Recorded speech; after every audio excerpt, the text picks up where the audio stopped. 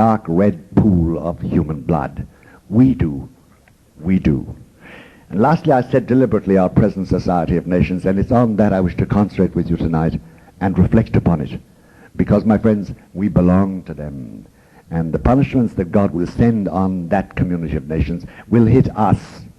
Remember Jesus, when he was walking to Calvary, dripping blood, and the women of Jerusalem wept, and he said to them, look, don't weep for me. Weep for yourselves and your children. And then he added a funny phrase, but people don't comment upon. He said, if they do this in the Greenwood, what do you think they're going to do in the dry wood? If you ever have tried to kindle fires in the country with wood running with sap, you can't do it. You pick up some twigs that are dry.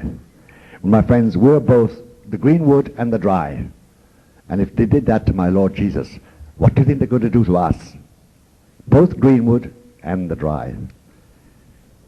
Now, the pathos and the tragedy of our position. And by the way, I'm not a lugubrious character or very sad or a pessimist. So these things I'm laying out to you, I thought I should do because we've been talking for these 3 days intensely about details. And I want you to see the wood for the trees, having gone through all the details. The pathos and the tragedy of our situation is only heightened by our own apparent helplessness.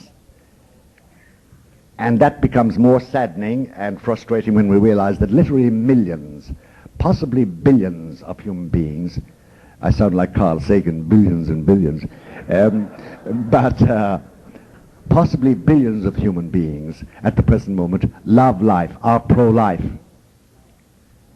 But all of us are caught. We're in a systemic community of nations which is anti-life, which has elected to be pro-death as a system, and we cannot get out of it. So we are caught up in the demonic energy of the great death wish. That is precisely the terrain on which we are working. And this includes our beloved America, unfortunately, where in the short space of, 18 years, 25 million have been done to cruel death by men and women, self-righteously and blandly claiming to belong to the order of healers, but who ruthlessly and cheerfully and efficiently spend their time tearing little human limbs, cracking crania like walnuts on Thanksgiving night, scavenging the remains for commodification. What a horrible thought. Commercial commodification of babies' bodies, and for export-import. And all this sophisticated skullduggery is sanctioned and condoned by two main blocks of people. First of all, our legislators, with the representatives of the people, who most unconscionably and for the sake of their own advancement have literally abused and prostituted the power that God the Father gave them. You would have no power over me, Jesus said to Pilate, this amoral coward, unless it were given to you from above. And then Jesus immediately added the second block of people involved in condoning and sanctioning. And he said, you would have no power unless it were given to you from above. Therefore, those who delivered you into into your power, have the greater sin. And these, we know them, my friends, we know them all. Uncomfortably, embarrassingly, bewilderingly, we know them all. It's a seemingly endless list of cultured, established, educated people. You know, our supremely wise men, our academicians, our sociologists, the leaders in both great major political parties, the party hacks and the ward healers, and the numerous gaggle of social commentators and trendsetters. By the way, respectable and respected people, trusted people, people who are in good standing in the community, well-paid, well-fed, well-housed, well-dressed people. All those who have made the slaughter of the innocents an integral element of our American life, of the politically correct and socially acceptable American person, the PCASAP, politically correct and socially acceptable person. Just remember to add to that list, by the way, you know the usual list of the politically correct and socially acceptable American person, you know, racial quotas, reverse discrimination, live-in bodies, same-sex parents, homosexual marriages, fetal experimentation. Add to that now abortion as an integral element to American life, as integral as the Bill of Rights in the minds of those who are pro-abortion. And let's be sure, in passing, by the way, amongst ourselves at least, to include in that establishment list the eminent and sometimes reverend monk wumps, with their sitting on the fence of opportunity with their mug, their rumps on one side facing their oath of office, to implement the solemn dogmatic doctrine of the church, and their faces peering anxiously on the other side, while they temporize with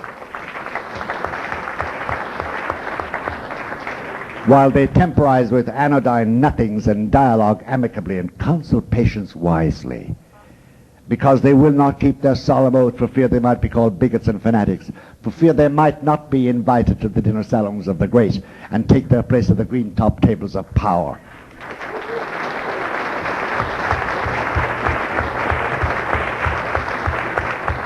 My friends, how they yearn to be politically acceptable and socially correct.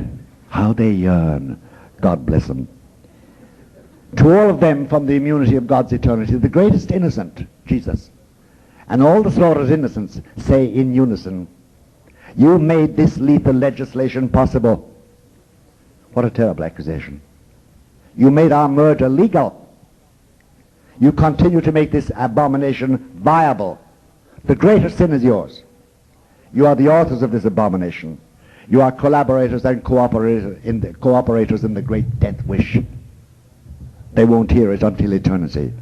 But imagine being swamped in front of the throne of Jesus at your particular judgment by oceans of babies claiming you killed us. You made it legal. God help them. And please, let me ask you en passant not to assume, because sometimes we do blithely assume, that this great death wish aims at the death of the body, of millions of bodies. That too. But its purpose, in its authors, and its chief author, that liar and murderer from the beginning that Jesus contemned so much, Lucifer, the purpose is to ensure the death in the soul of mankind.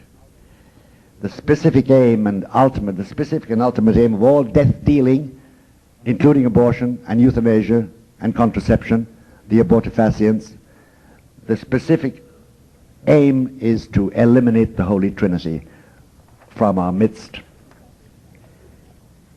in the family of man by making fatherhood and motherhood just alternative lifestyles, by trivializing that God-founded troika of husband, wife, and child into just one more socially adjustable arrangement, by reducing sonhood to penis possession and daughterhood to vaginal freedom and married love to pleasurable mating habits, by in total effect thus eliminating the prototypes that God set up, the fatherhood of God in heaven, the sonhood of Jesus, the motherhood and the daughterhood of Mary, and the godliness of the Holy Family in Nazareth.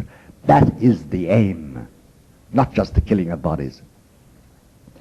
And with that comes the death of the supernatural life of God in our midst. You know, I am come that you may have life and have it may abundantly, but you will not come to me that you may have life. One of Jesus' last pleas in John's Gospel. This is the real abomination. Now quickly add to America's abomination in this toll, add Europe's toll of the abomination, Soviet Union's toll of the abomination, China's toll of the abomination, India's toll of the abomination, Asia's and Africa's toll of the abomination, Australia's toll.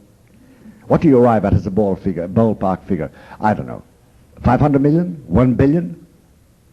It's not the number of zeros in those dreadful statistics that defy our minds. It's not that. It's much more the horrible fact, that the facts that paralyze our imaginations. And for the sake of our sanity, we cannot allow ourselves watch it, look at it, consider it. We ourselves can't.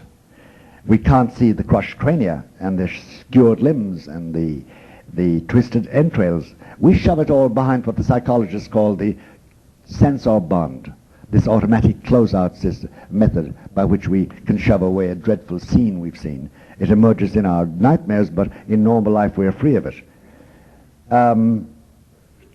In the context of our present rational discourse, though, we can look away from it. We can also neglect the insouciance of the establishment.